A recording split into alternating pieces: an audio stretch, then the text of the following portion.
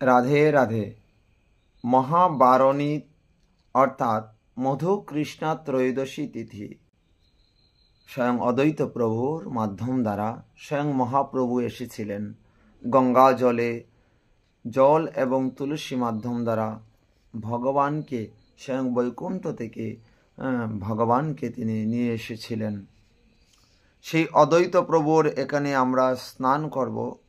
সেই স্নানের সময়সূচি হচ্ছে অর্থাৎ মধু কৃষ্ণা ত্রয়োদশী তিথি। মধু কৃষ্ণা ত্রয়োদশী তিথি সময় হচ্ছে 26 মার্চ 12ই চৈত্র 26 মার্চ বুধবার।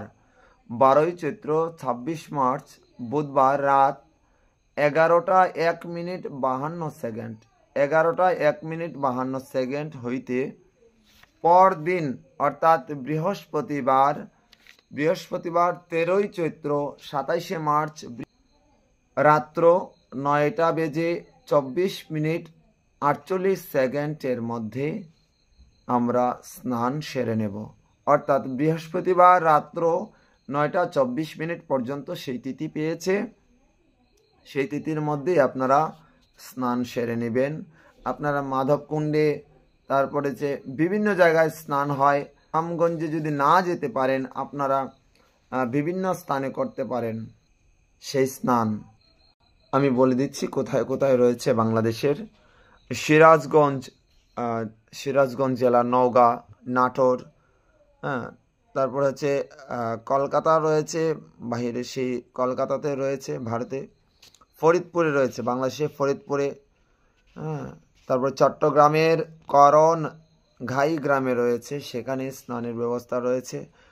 কুমিল্লার বুড়িচং থানায় রয়েছে, দিনাজপুর জেলার মহুয়া গ্রামে রয়েছে, শ্রীহট্ট জেলার লাউর পরগনা অর্থাৎ অদ্বৈত প্রভুর এখানে রয়েছে, মৌলভীবাজার জেলার মাধবকুণ্ডে স্নানের ব্যবস্থা রয়েছে খুলনা জেলার কপোতাক্ষ নদের সেখানে কপিলমুনি গ্রামে বারণী সেই স্নান রয়েছে। খুলনা জেলার বরাতিয়া গ্রামে রয়েছে ভদ্রা তীরস্থ ভাস্কর মঠে, সেখানে বারণী সঙ্গম হয়, স্নান হয়।